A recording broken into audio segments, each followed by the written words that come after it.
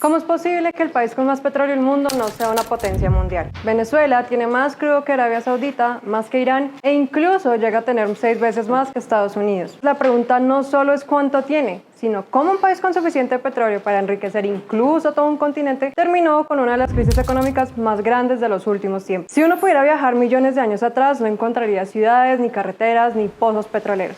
Encontraría seguramente agua.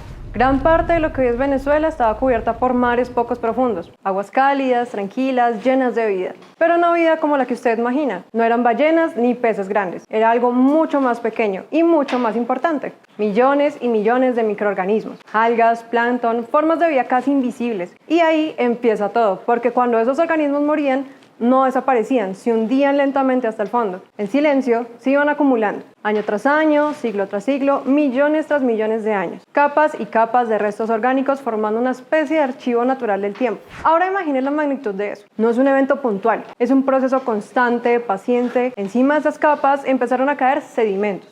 Arena, barro, minerales, como si la naturaleza estuviera enterrando su propia historia. Y mientras más profundo quedaba todo, más cambiaban las condiciones.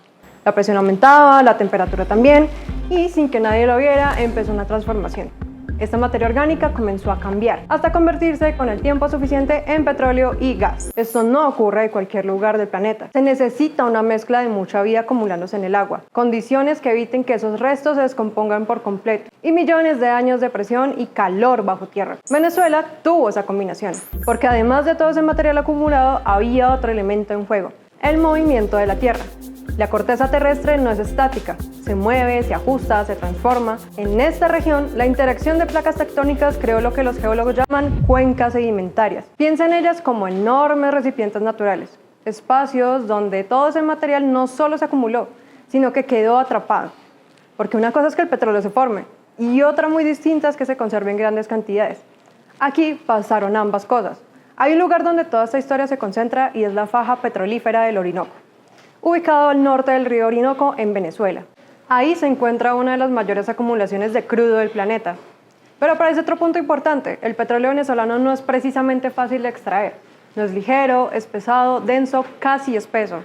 Y esto también marca la diferencia, porque las condiciones que ayudaron a formar tanto petróleo también influyeron en su calidad, tiempo, la temperatura, la presión. Todo esto terminó creando un crudo más complejo. Entonces, cuando se juntan todas las piezas, se entiende por qué Venezuela terminó con tanto petróleo. Porque no se trata solo de que se haya formado petróleo, se trata de que se formó muchísimo. Se movió por el subsuelo y terminó quedándose atrapado en espacios gigantes. Como si la tierra hubiera quedado verdaderos depósitos naturales. En la zona del Orinoco, por ejemplo, ese petróleo no se quedó en un solo punto. Migró durante millones de años hasta acumularse en enormes extensiones de arena, que lo retienen cubiertas por capas que funcionan como un sello. Es decir, no es solo cantidad, es también cómo está distribuido y almacenado. Por eso ahí no hay un pozo aislado, hay una franja entera como la del Orinoco con petróleo.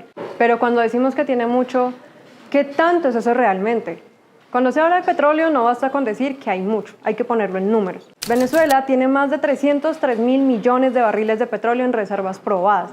Es decir, petróleo que ya fue encontrado, estudiado y del que se sabe con bastante certeza que se puede extraer con la tecnología actual y de forma rentable. Eso representa cerca del 19.4% del total mundial, según datos de la Organización de Países Exportadores de Petróleo. Arabia Saudita, que históricamente ha sido sinónimo de petróleo, tiene alrededor de 267.000 millones. Irán, otro gigante energético, tiene cerca de 208.000 millones. En términos más simples, imagine esto: si todo el petróleo de Arabia Saudita fuera un vaso de agua lleno, y el de Irán fuera uno lleno hasta la mitad, el de Venezuela no solo sería un vaso de agua, sería uno totalmente lleno hasta el borde y que al lado quedara una jarra lista para servir otro completo.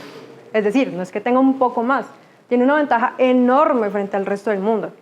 De hecho, en 2024 llegó a tener más de 6 veces las reservas de Estados Unidos. Eso lo convierte en el país con mayores reservas del planeta.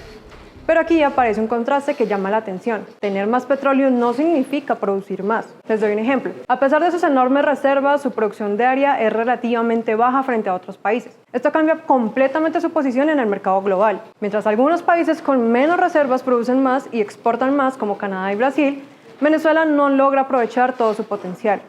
Y eso nos lleva a una tercera parte de la historia, la gran paradoja. Si tiene mucho, ¿cómo es posible que el país con más petróleo del mundo no sea uno de los principales productores? Hay varias razones, y la primera ya fue mencionada, el tipo de petróleo. Gran parte del crudo venezolano es pesado y extra pesado. Esto significa que puede llegar a serlo incluso más denso que el agua.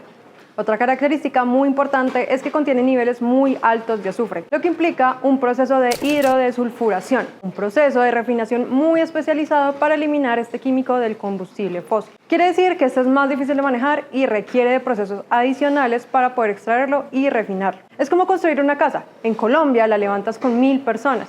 En Venezuela necesitas 3000 o 4000 para terminar la misma obra. La segunda razón tiene que ver con la capacidad operativa. La empresa estatal Petróleos de Venezuela no solo tiene problemas de infraestructura o inversión. El problema más fuerte está en algo más básico. ¿Cuántos pozos están realmente funcionando? A comienzos de los 2000, Venezuela tenía más de 14.000 pozos activos. Hoy quedan menos de 5.000. Y aquí es donde todo se entiende. Un pozo petrolero es como un punto de extracción. Cada uno saca una cantidad limitada de crudo al día. Esa cantidad en promedio no ha cambiado tanto con los años. Es decir, los pozos que siguen activos todavía pueden producir. El problema es otro. Si antes tenía 14.000 puntos sacando petróleo y ahora tiene menos de la mitad, la producción total inevitablemente se desploma. No porque el petróleo se haya acabado, sino porque hay menos capacidad para sacarlo.